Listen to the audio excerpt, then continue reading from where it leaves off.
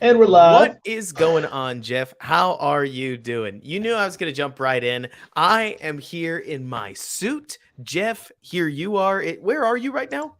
I'm in Seattle, Oh, you're in Robert. Seattle. How Yeah. about that? I was in EJ's basement last night doing beers over Nice. beers, drinking a very nice whiskey.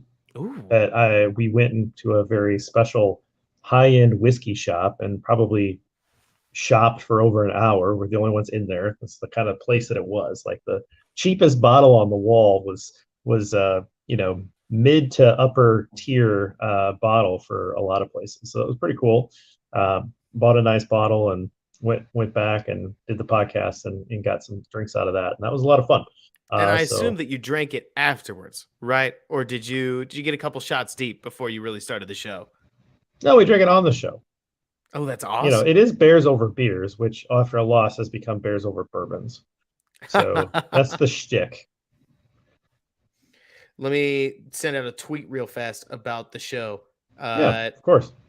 Perfect. But I'm super excited about this one. So, first of all, weather wise, is Seattle been comfortable enough or is it cold and rainy as usual? It's No, surprisingly cold and rainy in Texas. So, it I believe it. honestly, sunshine all week.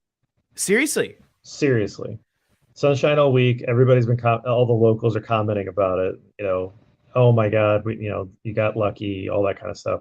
And then like 40s and might sneak up to 50 during the day.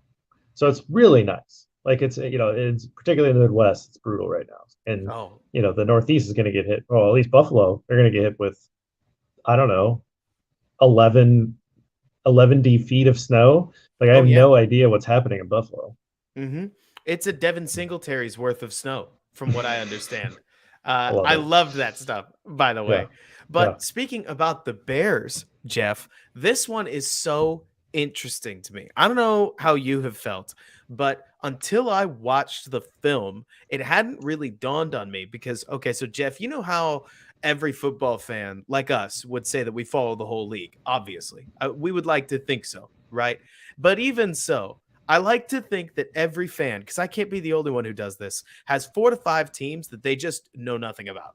Like Mhm. whether it's the games are on right when the Bears are on, whether it's I just don't have the energy to watch that game tonight. I know despicably little this year about the Chargers, about the Falcons, about the honestly, I'd have to go through a list, but those two are the two leaders of I really just don't know much of what's going on there. So I hadn't seen much of Atlanta until we got to the film. They are not a good team. This is the first time in a while that I think the Bears are peg for peg on a talent level because I do think the Lions are relatively talented. I mean, we've said that since the start of the season. It was just a matter of will their coaching screw up and their locker room implode?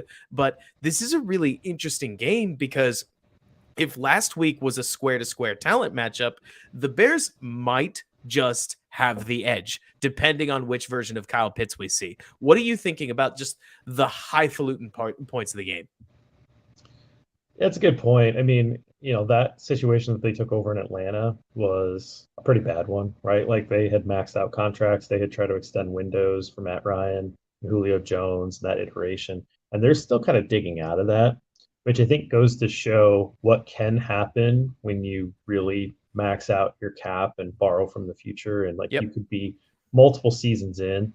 And I think that why this game to me is the most interesting is that they made the decision to take Kyle Pitts in the draft over Justin Fields, who's the local kid, right? And they did that because they had Matt Ryan. Like it didn't make sense in the moment to No. me. And then to see how Kyle Pitts has been very disappointing this season in this offense and what is his role going to be moving forward. I mean, I like their offensive. I like their head coach. I like their offensive philosophy, and they've been able to be pretty successful in terms of yards and points and all that. But it's a fascinating thing that these teams are going to be connected because of that decision by the Falcons to pass up Justin Fields, Oh, right? yeah. These two teams are going to be like the Falcons are going to be the team that passed one of the teams that needed a quarterback pass on Justin Fields. And And it's a little bit, and just to kind of like full circle that, it's just that much more because Justin Fields grew up in a suburb of Atlanta. And you know what's wild, Jeff? Look, maybe the Falcons just don't have enough national press right now, and that's why I don't hear about it. But I feel like Denver fans and Panther fans have so gone out of their way to make the Fields pick look like it was them missing it that I feel like the Falcons are the forgotten franchise within this. Like you're saying, that's a much more obvious and normal choice when you really reason through it. And yet, when I think passed on Justin Fields, I generally think Denver, I think Carolina, and I think the other teams in that neighborhood between 8 and 10, right? Which I guess is just and the Jets falling in love with off-platform throws and taking, well, I was going to say something mean, but the Zach Wilson. the young gentleman that likes to throw off platform, and that's the second most thing he's known for.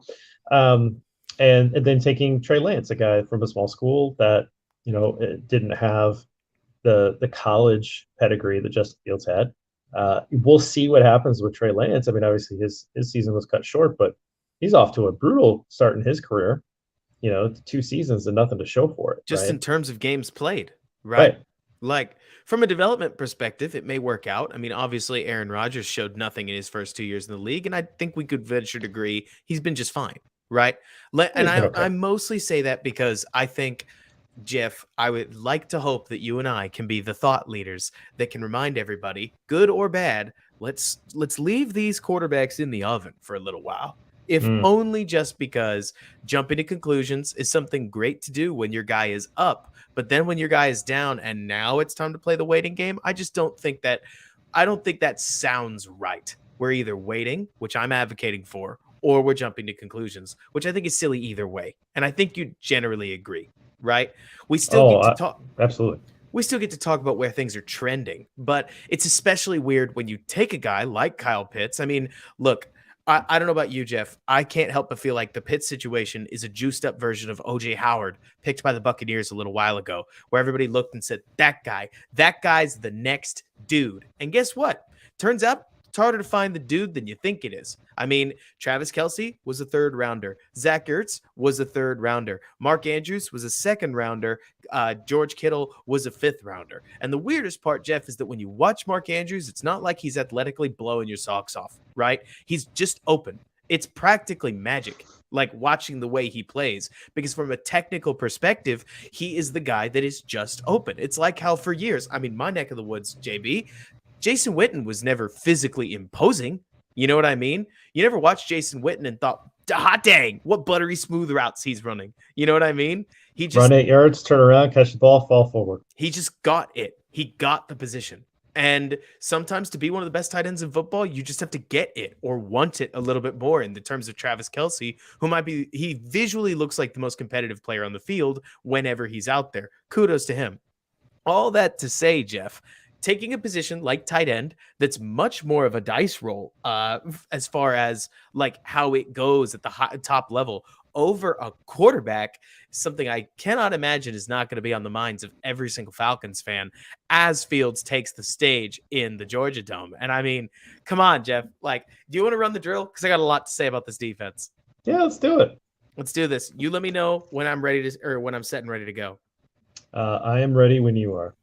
The Chicago Bears are taking on the Atlanta Falcons in the Georgia Dome. Homecoming for Justin Fields as Fields takes the stage against a hometown crowd that obviously he's going to be playing against. And when the Bears have the ball, JB, this may be the game. There is no Jeff Okudah. There is no solid secondary. There is no massive pass rush. This Atlanta Falcons defense is weak in the right area for Justin Fields to have a big game through the air. Will it happen? I can't say for sure. Fields has obviously been somewhat inconsistent as a passer, but this is a fairly stale defense, JB, that even against the lowly Panthers is already starting to, with Dean Pease coordinating it, resort to gambling on almost every down.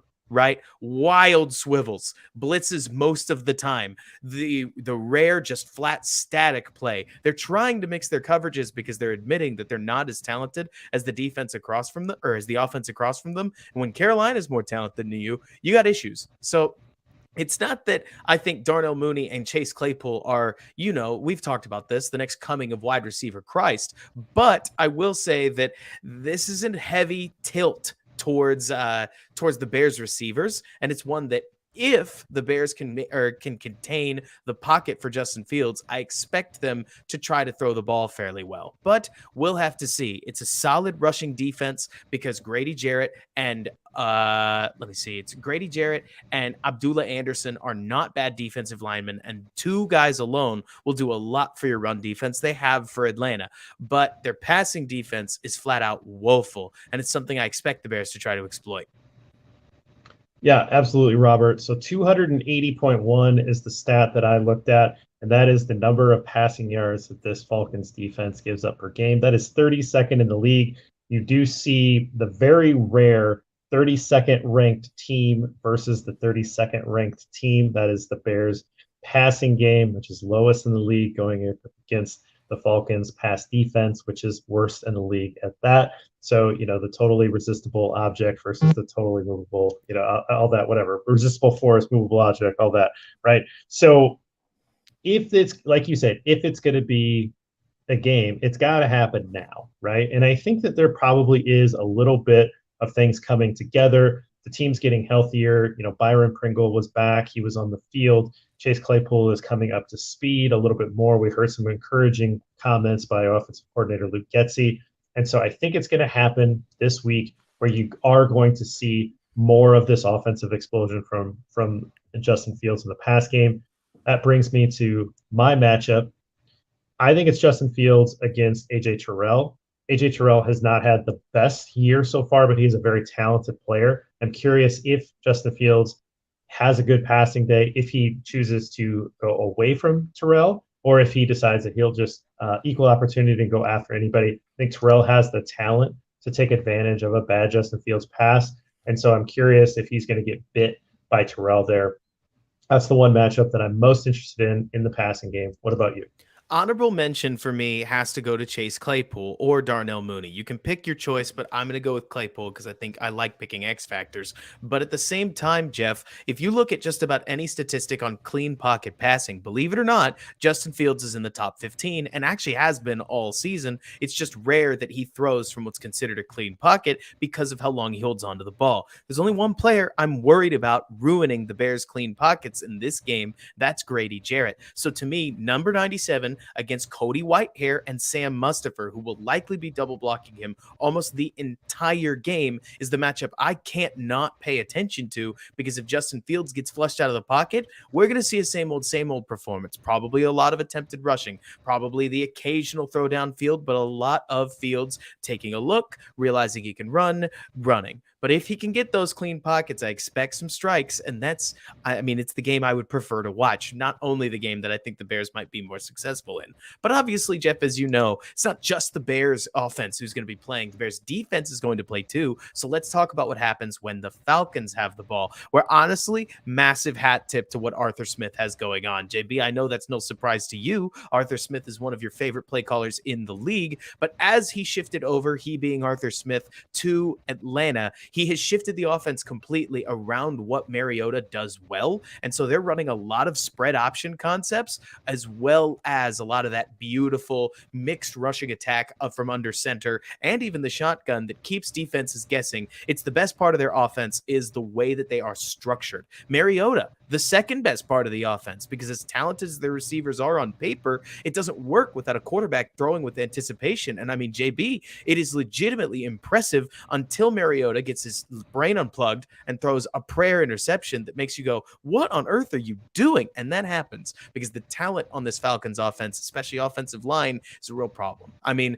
their offensive line gets beat up on some of these plays where they have every ability to win from a schematic advantage perspective and lose regardless. Obviously, the Panthers defensive line isn't anything to sneeze at, and they're going to face an easier opponent in the Bears defensive line. But if, for instance, Jack Sanborn brings the thunder that he brought against the Lions, it wouldn't surprise me if they could throw a little bit of gum or a little bit of mud into the gears of what the Falcons have churning on their run game, force them into the passing game, and try to make something happen from there. What are you seeing statistically?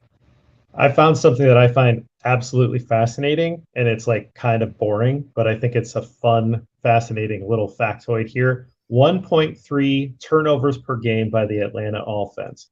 1.3 turnovers per game by the Bears defense. Huh. It's the exact same. It is also the exact same on the other side of the ball. The Bears offense gives it up 1.3 times per game. The Atlanta defense forces 1.3 turnovers.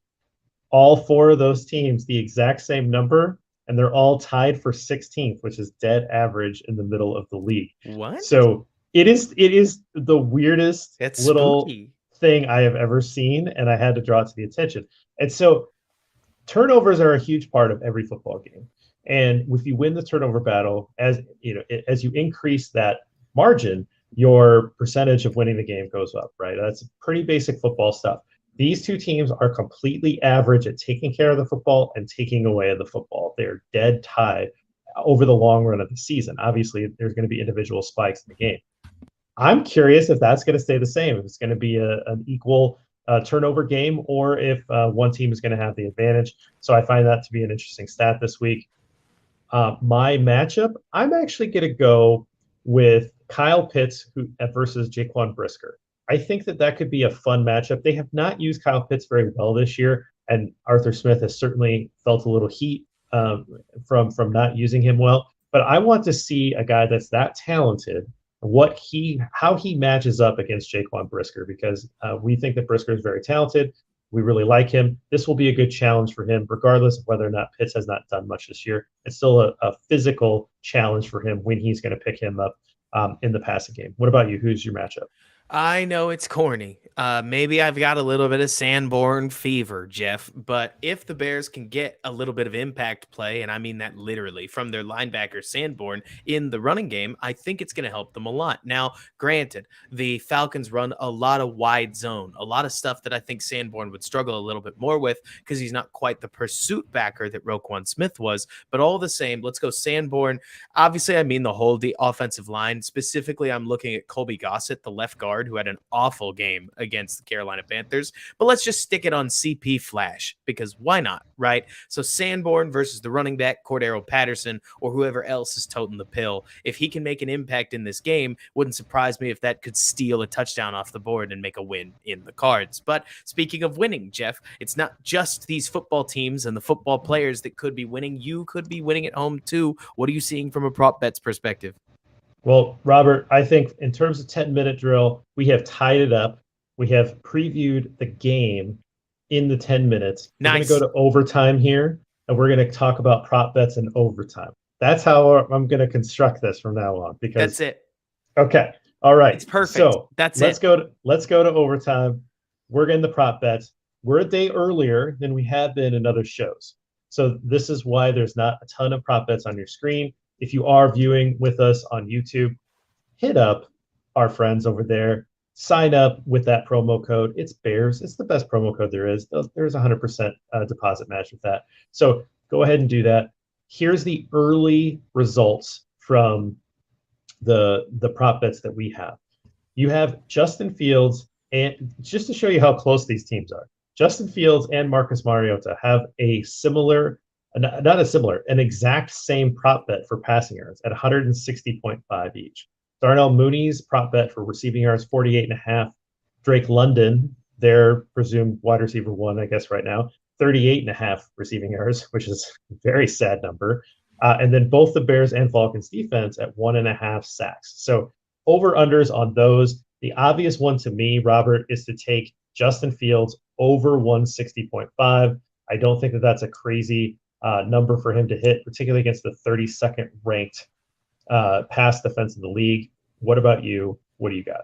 Yeah, it always sounds like we're a homer because we tend to take things that sound awfully favorable for the Bears. But if memory serves, we've actually done pretty well over the last couple weeks with predicting these kinds of things. And I agree with you. I think Fields, purely because they set the bar so low, I'm not expecting more than maybe 210 yards at the absolute best, JB, just because of what the threat on the ground has been. But right now, Justin Fields is a pie chart of about 300 yards, divvying them somewhere. Right. And I expect a little more than usual to go to the air this week than the ground. And that favors an 160.5. I also think the Falcons are going to collect more than 1.5 sacks until Fields has that game where technically he allows less than 2 sacks. I'm going to keep betting this because right now Fields is giving away at least 1 free sack per game running the ball out of bounds. So it's not as if I think that the Falcons offense is going to be amazing, or defense that I should have said. It's more that, Jeff, I think statistically Fields is coming away with 2 sacks so consistently that all it's going to take is somebody not getting open downfield or Fields ushering himself out of bounds unintentionally, and you win this bet and you take some money home. What do you think? Are there any on these that you would just avoid flat out? Oh, I don't think I would want to bet the Bears defense sack bet because their defensive line has been pretty terrible. But this isn't a particularly good team and game flow. I think the Bears could be leading in this one, and so they may get some sacks. Just that one feels I don't feel a very strong way or another. I would kind of avoid that one. I would say that if I had to bet another one of these early ones, and I would wait for the full slate, of course, but Yes. of the early ones and what's standing out to me, I would actually take the under on the Mariota passing yards. And that is mainly because I think that more likely than not, Arthur Smith is going to see the the the real Achilles heel of the Bears defense is the run game. And he has been quite good at crafting a good run game with Cordell Patterson, with Tyler Algier, and even Marcus Mariota running the football. And so I would say that the Falcons are going to try to control the football. They're going to try to establish a good ground game here, and I think that's at the expense of Mariota passing yards. So I would actually take the under on Mariota. It's the same bet as last week, right? Where I remember Jared Goff had something in the 220s, 240s range. We bet the under. We were right, Jeff. Not because we thought that the Bears' pass defense was oh so good, but because we thought the Bears' run defense was oh so bad that they'd keep the yardage totals down. I think if I got to choose, I would rather have an over-under from Claypool if one comes out than from Mooney, if only because I expect the Bears, especially with recent comments, Jeff, to be trying to get Claypool that let's get going game. Right? It's poor secondary 100%. that opens itself up to some deeper shots down the field. It's Claypool's 3rd week in the offense after, look, I understand that people suggest that these football players don't read the media clippings. They do, one way or another. And 1 catch for 8 yards isn't going to sit well with a guy that they want to get open, or they want to get him rolling so that they can get some passing, like they can get something working in the passing game for the young quarterback. It's not all complicated math when you think about it from just developing a young quarterback. So I expect them to force feed Claypool a little bit. And that, I think, means, if I had to guess, Jeff, just like we said against Washington, where immediately Darnell Mooney got it all, I think Mooney's going to end up with 4 catches. How long are those catches going to be? I could not tell you. But I think Mooney's going to end up with 4 catches on roughly 7 targets. Don't call me a prophet. It just, how many yards is that going to be? I don't know. Right? All right, man. Well, that sounds good to me. I think that's a 10-minute drill with overtime, and I think we're winning. That's all that matters. We got to do what the Gamblers Den does, and we got to get our record figured out on how we're actually doing on these prop bets. Now, it doesn't help that they tend to change, right? We talk about what they are, and then the yard number changes one way or another. I'm with you, Reinhardt, that I think that a lot of these are 50-50. But I think that there are some of these that I look at over others. For instance, Fields' 160.5 is embarrassing, in a word, Jeff. And unless he gets hurt, I think he'll eclipse that because there's not a lot of other choices. Overall, super interesting game. Narrative-wise, is there anything more fun than Justin Fields going back home, playing on turf, like in the Georgia Dome, where his receivers, specifically we're talking about Claypool, is known for his speed, have a little bit more of a chance to showcase that speed than usual? I think it's fascinating, and I think that he breaks Vic's single game record in the regular season rushing, right? It was a Vic record, I think. Now he's back. He's back in the hometown. Like I understand that these football players don't. I'm not holding the grudge, and Fields has never been the guy to be like, I've got 10 teams that made a mistake and they're on my list, right? Like he's not like that, which I Openly. respect. But that when they were on the clock at number 4 and he just watched off platform throw kid go to New York, which I'm sorry. In the moment, I was like, this is dumb. And then small school kid, Trey Lance, gets drafted 3rd. He was like hissed in that moment. And then his hometown team comes up and doesn't draft a quarterback, even though they know that they're not going to compete with Matt Ryan. They're not going to build a winner around aging Matt Ryan. So I don't know, man. It has to stick in his craw a little bit. He's going to want to show out in front of the hometown. Oh, you got to think so. I mean, and then there's the other story that we still have yet to mention, Jeff, which is while I understand Terry Fontenot is the GM of the Falcons, the let's call shadow GM of the Falcons recently has been Ryan Pace, who drafted Justin Fields. So you got to think that this is especially strange for members of the Falcons organization, as the guy who handpicked the quarterback that's going to be playing against them sitting in the building with them. So it's not that I think that that's going to be wild. I mean, if you did a collegiate scouting report of Justin Fields, you would not come up with the same scouting report that you had of Justin Fields over the last 4 weeks. You just didn't see this level of willingness to run on his tape, because that's the difference, right? It's not that he couldn't, it's that he didn't, but now he does, right?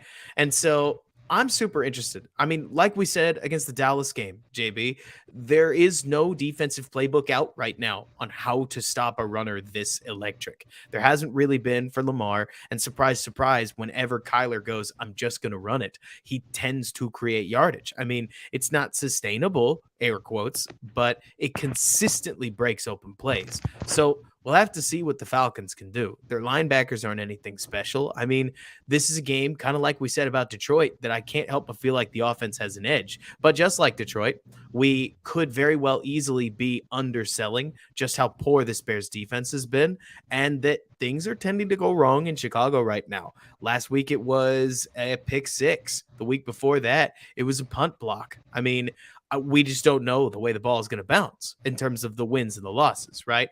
But when the Bears have the ball, I'm feeling pretty good. I mean, I think you take the points. Like, I think you take the over.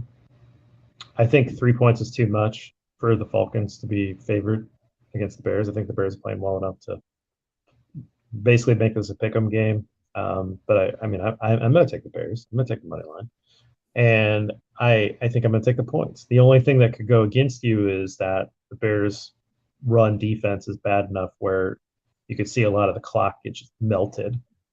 Just like last week, which had to be the fastest first half I've ever seen. Right, and I was dying because I was like, man, I bet the over, and I put some money on that thing. So I was sweating, but it did hit. Right. It hit. Cash. I put it. Yeah, it hit, and then I had an alternate over, where you get like a bigger boost, and I took it up to 63. And if Santos makes the PAT, it's 31-31, which is 62 points, and they go to overtime, or somebody's going to have to score again, right? And so and I bet it in a way that. Whatever, but yeah, that was struggle. That was struggle bus for me. Plus, I bet the Bills, and I bet the Cowboys. So 3 collapses. That hurts, Jeff. Yeah, it does. That really hurts, especially because if you're the one who doomed the Cowboys, I mean, if that's the win that gets the Packers back on track, I'm gonna remember this, that you did. Come on, I have nothing to do with anything. But it was I didn't really rational. Lose that. Like overall, my week was fine. Like I mean, I was down a little bit overall on my betting app. On the show, I was up, on the Gamblers Den. Like I made the picks I made Right. were winners, but I had some additional bets. If I would have hit if the things would have stayed where they were at the start of the fourth quarter of those games, I would have had a monster week. Well, 96% win percentage or more in ooh, those three games, and ooh. all three of those teams lost. That was brutal. Yeah, that was brutal. But at least the Bills one was just truly an electric finish. I mean, a finish for the ages. I guess. I mean, it's such a dopey move though. Like the guy that I mean the guy that ran out of the end zone, right, and then just like downs it at the one, and then Allen fumbles the snap. Like, what Yes. are we doing here? No, Like, trust me. Consider that you're coming from the perspective of Bills fan. I completely agree. I'm talking about that college football style, like this is just crazy feeling. yeah, It yeah, was you're right. just crazy, It was especially crazy. with the Justin Jefferson catch. If there's one thing I think we can close up with the preview show, I'll ask you this, JB. Do you think it is real or fantasy that since trading Robert Quinn and since trading Roquan Smith, the Bears' run defense has legitimately looked better? Not good, better. You tell me, real, fantasy, luck, real, or like luck or stake. Um, we talked about Sanborn a lot last night, and I think my takeaway is his really solid like breakout game and like more than solid play. That was an excellent game. But let's see if he gets schemed up here. I think Arthur Smith's going to put him under the microscope here. But if he's able to play, yes, if he's able to play at a reasonably decent level the rest of the year, I think it really goes to show you the argument of why a lot of us didn't really want to pay Roquan Smith. And I think he's helping fans move on from a high draft pick that made all pro, second team all pro teams and all that. So Roquan will get washed out of runs a lot. So in terms of run All the defense, time. at least between the tackles, you could actually say that Sanborn's probably better. Side to side, he's not going to have the speed that Roquan has. But yeah, I think that there's probably something to that. Yeah. I think the most interesting piece about Sanborn, and like you're saying, I can't wait to keep watching him. One game is one game, right? But truly, the NFL isn't about what you can do when nobody knows your name. It's about what you can do when somebody knows your name, right? And so, where I think Sanborn could be real, JB, just for anybody out there, the league en masse switched to a 3-4. The 3-4 got hot just like the Reed offense got hot 5 years ago, and suddenly everybody was running West Coast offense, right? And so the 3-4, and specifically JB, the Fangio 3-4 with Staley, with whoever the Rams defensive coordinator's name is, because I've completely forgotten, with Fangio, obviously, and Fangio disciples now all over the place. The Eagles are running a Fangio style defense. It is all over the league. And that defense really wants like a pseudo safety in at linebacker, somebody exactly like Roquan Smith, where it's like block shedding. He's not going to get blocked. If he gets blocked, our defensive linemen didn't do their job, right? That's why most of these teams try to employ monster men in the defensive line. Not that other defenses don't want Vita Vea types, right? But these defenses expect the Akeem Hicks and the Eddie Goldman to keep Danny Trevathan and Roquan Smith clean so that they can play well in coverage. And they do.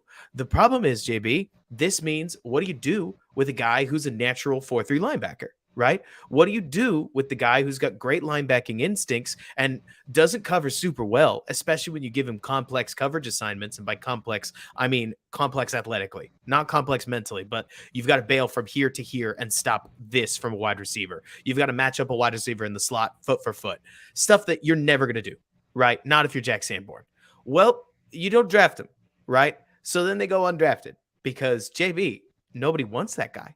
You know what I mean? It's like Mm-hmm. how Nick Kwiatkowski, who had a killer 2019 season, just fell to the fourth round. I mean, yes, he played safety in school, but it basically begs the question, have the Bears found treasure where the rest of the league said trash because they're running such an old school defense? I mean, you could almost argue, Jeff, that finding players that are fits nowhere else might be the redeeming quality of a defense that the book is out on how to beat it. I mean, Alan Williams is going to have to bring something to the table next year because this defense has just been around the block for a little bit too long to suggest that you're going to go out there and ever be the best defense in the NFL, right?